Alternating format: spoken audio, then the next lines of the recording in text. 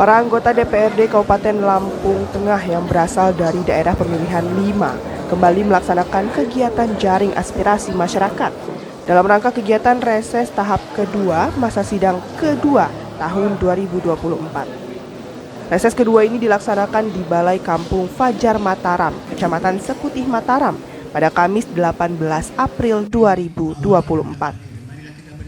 Pada kesempatan tersebut hadir langsung Ketua DPRD Lampung Tengah Sumarsono dengan didampingi oleh Wakil Ketua 1 DPRD Lampung Tengah Julius Heri Susanto serta beberapa orang anggota DPRD Lampung Tengah yang berasal dari Dapil 5 yaitu Rinjani Andi Wijaya, Jauhari Subing, Slamet Anwar, dan Nikomang Dresti.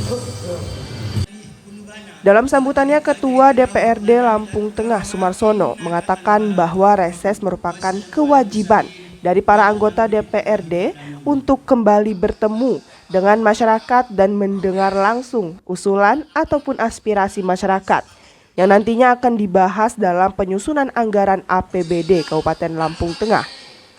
Namun mengingat saat ini kondisi keuangan pemerintah daerah maupun pemerintah pusat, masyarakat diminta untuk sementara waktu jangan mengusulkan pembangunan infrastruktur, tetapi lebih menitik beratkan kepada sektor pendidikan, kesehatan, dan pertanian yang menjadi prioritas utama pemerintah saat ini. Pagi, salam sejahtera untuk kita semua.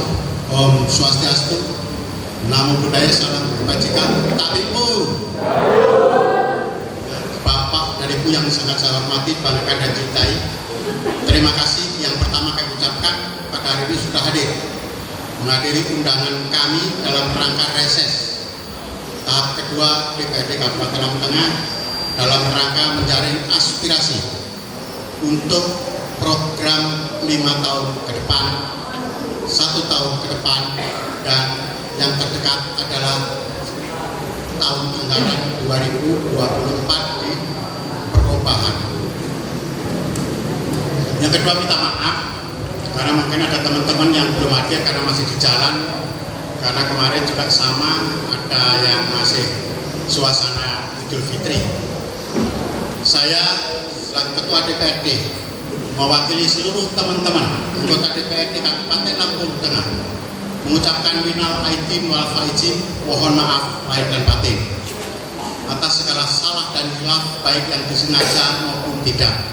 Apapun yang terjadi, kami adalah perwakilan Bapak dan Ibu semua. Tentu kami tidak bisa memperjuangkan semuanya mengingat keterbatasan semuanya. Jadi sekali lagi di hari yang masih bulan Syawal, saya sebagai Ketua DPRD dan seluruh teman-teman anggota DPRD Kabupaten Lampung Tengah mengucapkan minal aidin wal faizin, mohon maaf lahir dan batin. Bapak dan Ibu yang saya hormati, sengaja kami jadwalkan di Kurnia Mataram karena kebetulan Fajar Mataram, kebetulan giliran gardu juga ada di Sekutih Mataram. Sehingga nanti saya berharap masukan-masukan, keluhan-keluhan dan lain sebagainya terkait dengan Sekutih Mataram. Kalau infrastruktur, insya Allah itu pasti sudah ditumpuk ya. Walaupun hanya dapat 10 kilo kalau nggak salah, artinya belum panjang-panjang amat nanti pembangunan jalan poros ini. Tapi yang jelas setiap tahun sudah ada progres. Nggak usah ribut masalah jalan ya Pak ya. Duitnya makko. APBD Kabupaten Lampung Tengah ini nilainya 2,7 triliun. Besar Pak. Cuma 69% sudah habis untuk gaji pegawai. Gaji saya, teman-teman anggota DPRD, Pak Camat, guru, aparatur kampung dan lain sebagainya itu sing tadi duit Pak. Siapa sing itu aparatur kampung aja? Ini aparatur kampung apa? Yang bukan aja. Nah sampai yang punya hak untuk nuntut itu. Kalau yang aparatur kampung, camat dan sebagainya nggak usah dikancam toh, wis dibayar, ya kan? Dan sekurang baik, ya kan? Wis dibayar kok, tugasnya melayani masyarakat. Begitu juga anggota TNI, anggota Polri wis digaji negara. Tugasnya sama, melindungi, melayani masyarakat, rakyat. Itu tugas utamanya. Termasuk kami, anggota DPRD Kabupaten Lampung Tengah. Toh dari itu wis cair kabeh toh. Ya kan? Saya rasa itu prolog dari saya. Nanti kita lebih banyak ke dialog, diskusi, menerima aspirasi. Ya Pak, Bu. Karena kalau saya banyak baca nanti itu emosi ya, pojokan sana itu. Sama jenenge? Kayak Golkar. Handoko. Biasanya nek solvente siji sing lebu kae sapa kae? Bedhe kok gak enak iki. Biasanya kayak sing gampang emosi kan. Ya. Salah satu yang sampaikan nanti kita tanya jawab. Silahkan apa yang diusulkan dan insya Allah kami perjuangkan. Dan insya Allah karena pengalaman 5 tahun yang lalu untuk APBD murni, karena alat kelengkapan dewan biasanya terbentuk akhir bulan 11, tentu tidak sempat untuk membahas APBD baik murni maupun perubahan. Karena nanti yang baru ini akan dilantik tanggal 14 Agustus ya, 19 Agustus, tanggal 9 Agustus.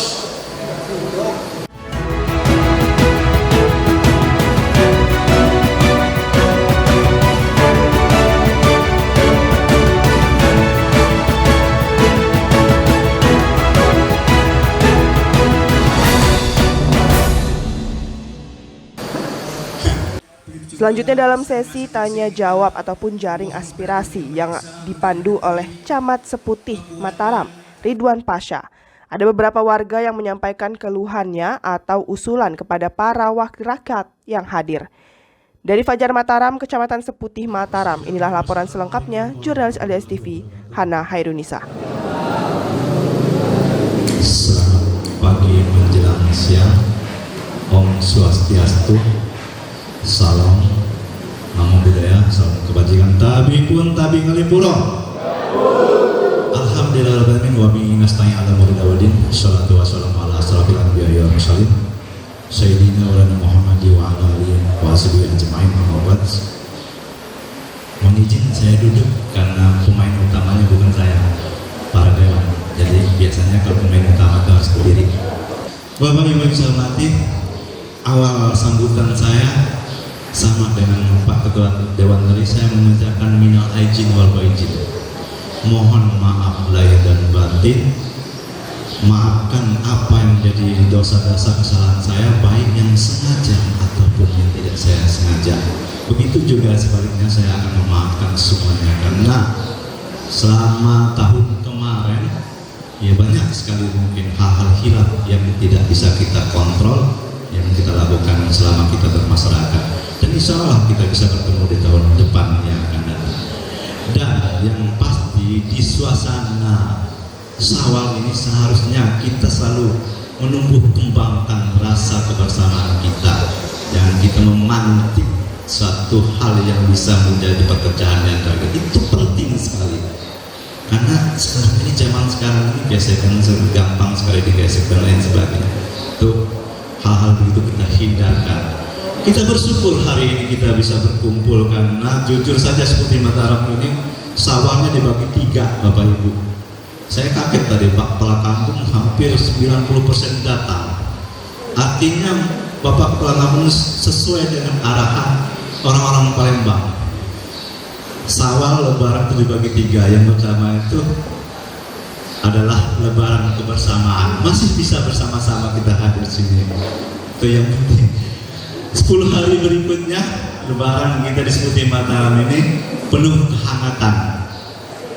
Ya, sudah banyak rendang-rendang yang dihangatkan di rumah. Karena kalau nggak dihangatkan basi Bapak Ibu. Nanti di terakhir bulan Syawal yang pasti Lebarannya Lebaran perasaan. Perasaan sayur masih banyak, perasaan dompet masih ada isi. Yang cair kan hanya anak-anak ya. Itu yang ada di viral-viral, dan alhamdulillah kita bisa berkumpul semua di sini bisa hadir dengan kebersamaan kita, sehingga di momen yang sangat indah ini, di momen kasih sayang ini, selalu saya tegaskan, mari kita sama-sama perkuat rasa kebangsaan, perkuat rasa persatuan, dan perkuat rasa persaudaraan. Penting sekali harus kita tanamkan. Bapak Ibu yang saya hormati, alhamdulillah hari ini hadir semua 60% dari Dewan di Dapil 5 ini, dan momen ini juga kita nanti akan diskusi yang menjadi pokok permasalahan di kecamatan kita, monggo disampaikan. Tapi saya perlu ingatkan lagi, jangan terlalu berharap banyak karena keuangan negara, keuangan kabupaten masih tertatih-tatih. Banyak anggaran kita yang bergeser untuk pileg dan pilkada, tapi insya Allah dengan kesaktian kawan-kawan dari Dewan ini, karena beliau ini punya ranah sendiri untuk penganggaran, yaitu dari jaring aspirasi. Mudah-mudahan nanti bisa. Saya juga, Pak Ketua tadi, saya juga sebenarnya berharap reses ini jangan hanya Kurnia dan Pacar sebenarnya. Carilah kampung-kampung yang balai kampungnya memang sudah rusak, karena sudah jadi kebiasaan kita Bapak Ibu, Pak Dewan, setiap reses itu balai kampungnya pasti dibenerin. Dan ada yang nggak keluar data-datanya Pak. Nah itu yang saya tanyakan, tolong Pak, ini masalah rabut ini, petani ini sangat mengeluh. Ini saya mewakili. Yang kedua Pak, masalah bibit bantuan Pak, itu potong leher. Masalah bibit rabut ini, masalah bibit rabut. Yang ketiganya air Pak, air ini yang di sebelah sana itu Pak kayaknya nggak nyampe dari bawah. WS apa? WS.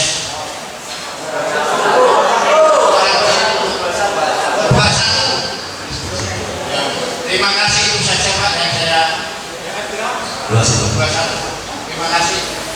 Jadi ini kami mohon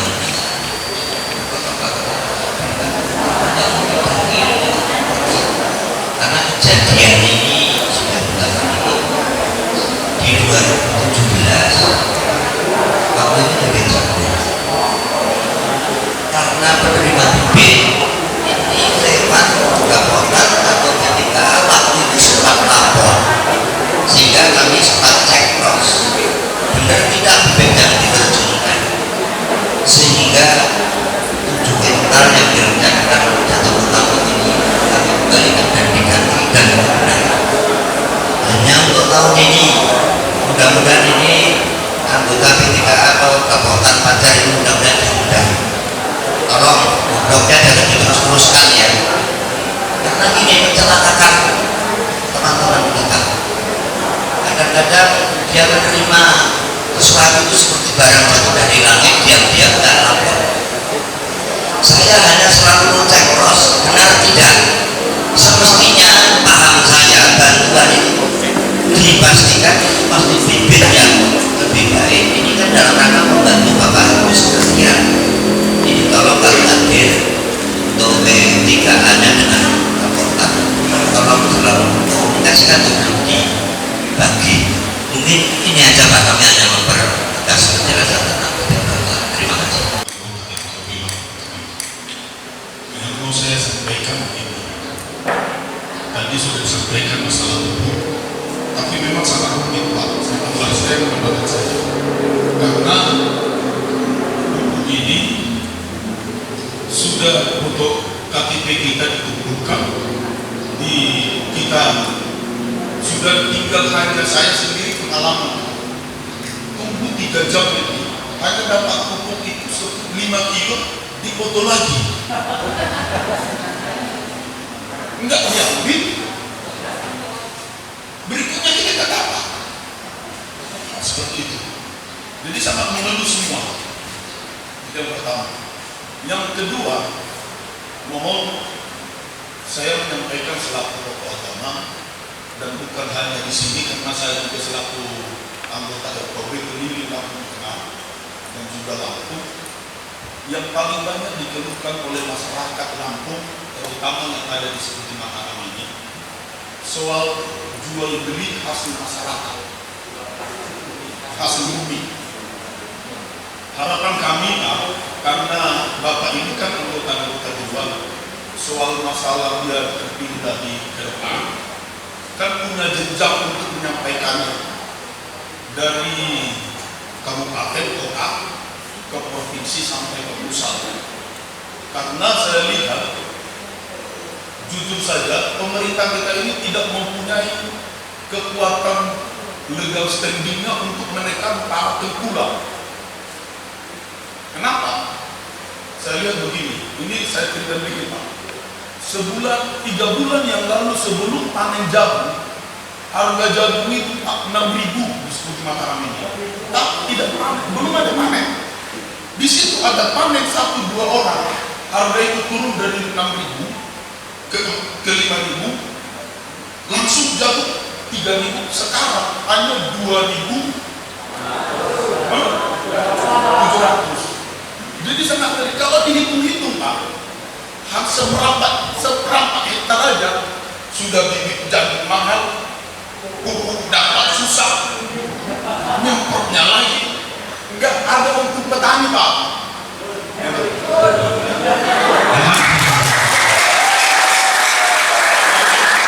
Jadi saya juga selaku ketua komite di sekolah SMA Negeri 1 Mataram, saya paham bagaimana penderitaan masyarakat. Jadi gini, bagaimana seperti saya katakan, anggota bapak-bapak ini kan anggota dewan ini kan punya ikatan jaringan dari bawah naik ke atas, menyampaikan dari ke tingkat provinsi naik ke pusat, supaya bagaimana fungsi Bulog itu mengembalikan kepada awal dulu. Kalau zaman Orde Baru dulu saya tidak oke lah, tapi Bulog zamannya Soeharto itu, Bulog itu sangat punya power untuk menekan harga, tapi sekarang kayaknya tidak. Jadi itu yang kedua. Yang ketiga, selaku tokoh agama dan anggota DPRD, saya memberikan terima kasih kepada anggota dewan. Karena apa? Usulan dari semua organisasi keagamaan kemarin, sebagian sudah didapat, sudah turun dari Islam, Hindu, Kristen, Katolik, dan juga sudah dicek. Walaupun sekarang masih ada proses kan gitu, tapi sudah termasuk sukses. Tapi mudah-mudahan tahun depan ada lagi kan begitu, dan lebih banyak lagi tempat-tempat ibadah yang diperhatikan seperti itu. Saya sama bertanya, izin para ketua DPR biar saya jawab. Masalah tabung, pemerintah tidak memberikan 100% pupuk subsidi, ya Pak ya, 35 sampai 40% sampai di lahan piro. Borok lahan kok, dari 5 kilo ya Mas sapi. Lahan sampean berapa? Seperempat itu berarti jatahnya sebetulnya 36 kilo. Iya saya paham Pak, tapi kan 36 itu 2 kali pupuk, mana cukup sama urea sekuman Yang pemerintah hanya memberikan 30 sampai 40%, dan itu sebuah kesepakatan antara anggota DPRD dan anggota DPR RI dan pemerintah. Tujuannya adalah mengurangi ketergantungan pupuk kimia untuk kembali ke organik. Itu tujuannya. Tapi pupuk organik banyak. Tapi rata-rata petani kita itu nggak percaya dengan yang namanya organik. Kebetulan saya sudah melakukan, dan ternyata hasilnya lebih bagus, lebih banyak daripada yang pakai pupuk kimia. Nggak percaya, silahkan datang ke tempat saya. Hari ini saya sudah tajuk padi, saya tabel tanam benih langsung. Tadi yang telepon tadi, makanya saya keluar karena dananya lokasinya yang mana-mana. Itu ya Pak ya. Itu masalah rapuk Pak Pempek ya. Kenapa pupuk sekarang harus pakai KTP? Selama ini kita selalu ribut, pupuk diselewengkan dan lain sebagainya. Nah, sampean protes ini kan sampai sering nggak kebagian dan nggak kebagian selama ini. Nah, pada saat data sampai nggak ada, dasarnya apa sampai oleh pupuk? Maka ini adalah salah satu tertib administrasi yang dilakukan oleh pemerintah supaya betul-betul real berapa kebutuhan, berapa jumlah petani, dan berapa luas lahan kita, berapa kebutuhan pupuk kita. Kebetulan saya konsen masalah ngurusi petani, jadi saya paham persis. Kalau masalah tepat waktu tergantung RPKK yang dikirim. Gesitnya gapotan yang dibimbing oleh kepala kampung, Pak Camat dan lain sebagainya, termasuk oleh kepala UPTD pertanian, PPL dan lain sebagainya. Nah, ini yang harus terus berkoordinasi, berkolaborasi, diskusi dan lain sebagainya. Ya nyalani pemerintah mana harus dikasih bibit gratis, saya nyalani pemerintah, saya salah DNDW. Jadi kalau malam ini hujan Pak, kemudian siang hari ini ungkap sumuk, disemprot fungicida. Karena dipastikan pada saat malam itu hujan, di malam tadi zaman daun yang terakhir itu akan ada endapan air pasti basah. Nah, karena udara ini panas longkap, maka jamur akan tumbuh. Makanya patah leher saya pastikan di antara itu pasti hitam. Paham nggak? Nah, itulah gunanya diskusi. Nah, insya Allah Pak, ke depan saya akan melakukan itu diskusi-diskusi karena alhamdulillah saya sekarang menjadi pemilik stasiun TV yang tadinya LDS, saya ambil alih, saya kasih nama Davika TV.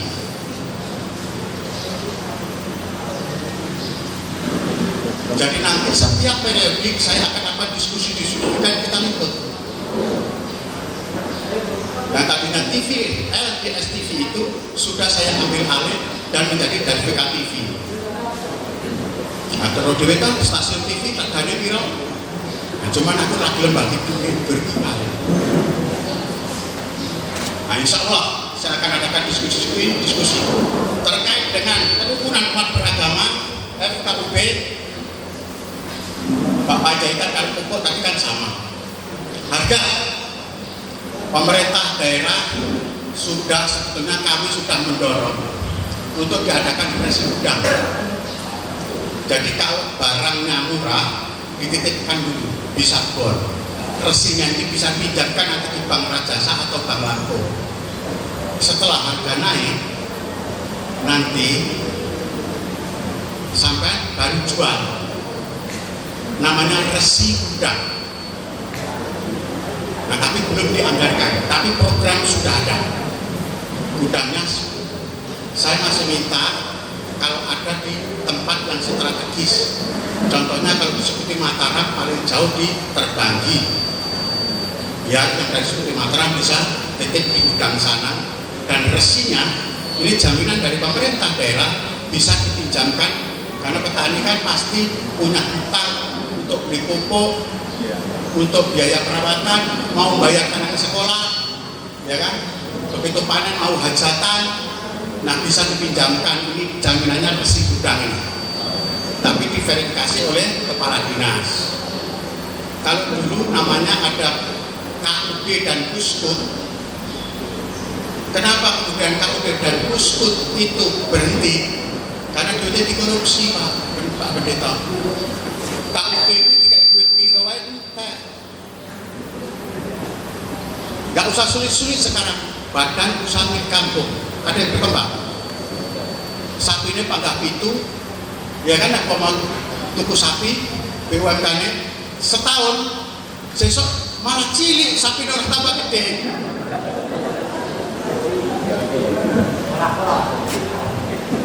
Mati mana kena itu PMK.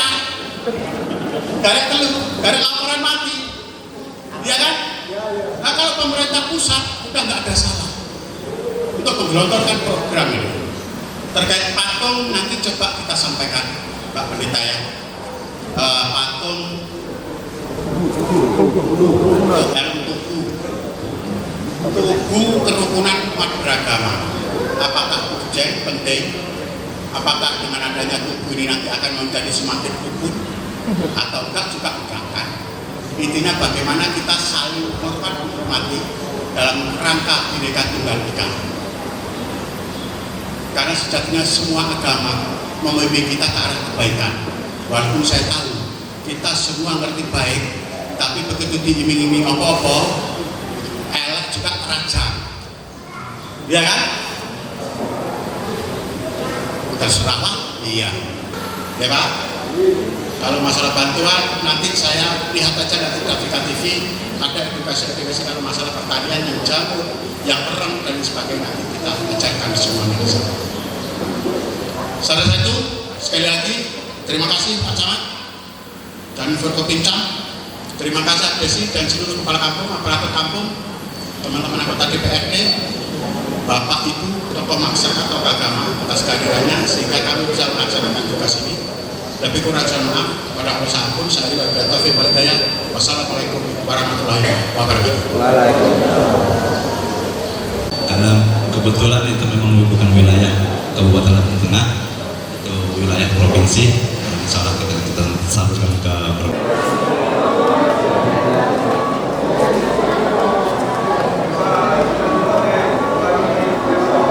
karena kebetulan itu memang bukan wilayah Kabupaten Lampung Tengah, itu wilayah provinsi. Insya Allah kita salurkan ke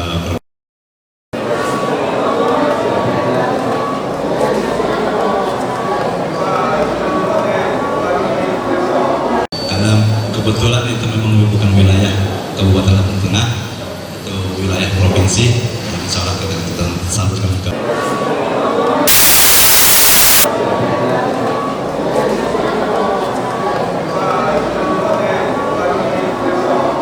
karena kebetulan itu memang bukan wilayah Kabupaten Lampung Tengah, itu wilayah provinsi. Insya Allah kita salurkan ke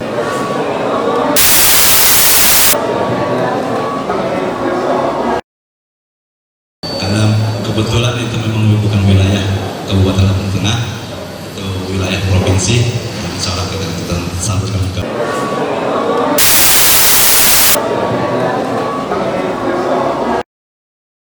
karena kebetulan itu memang bukan wilayah Kabupaten Lampung Tengah, itu wilayah provinsi.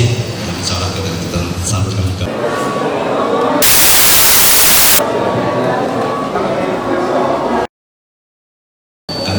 kebetulan itu memang bukan wilayah Kabupaten Lampung Tengah, itu wilayah provinsi.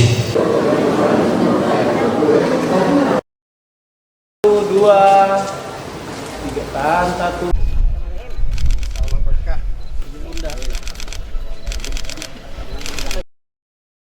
Ini reses tahap kedua DPRD Kabupaten Lampung Tengah yang merupakan agenda rutin untuk serap aspirasi masyarakat. Terkait keluhan petani sulitnya mendapatkan pupuk, tanggapan? Ya, pemerintah ini kan ambigu juga kan. Pada saat Presiden ngomongin dianggarkan 400 triliun, 40 triliun jadi saya tambahan pupuk. Tapi ini nanti bukan katanya, petani masih belum mendapatkan pupuk itu. Kemudian pada saat panen, petani juga dipermainkan harganya. Katanya harga dijamin pemerintah dari 5.000 dinaikkan menjadi 6.000. Tapi nyatanya tadi di bawah padi masih 4.000. Kemudian jagung malah 2.700. Nah, sementara tugas pemerintah itu adalah mensejahterakan rakyat. Nah, kalau memang ada ketentuan dari pemerintah HPP-nya ditentukan segitu, ya perbuatlah dengan aksi nyata, dengan menampung harga petani seperti itu, harusnya begitu. Tindakan kita apa, Pak? Ya, kita akan sampaikan ini bersurat kepada pemerintah, kementerian, dan sebagainya untuk menyampaikan hasil reses ini. Nanti kita sampaikan pada saat rapat paripurna, inilah kejadian-kejadian yang ada di lapangan.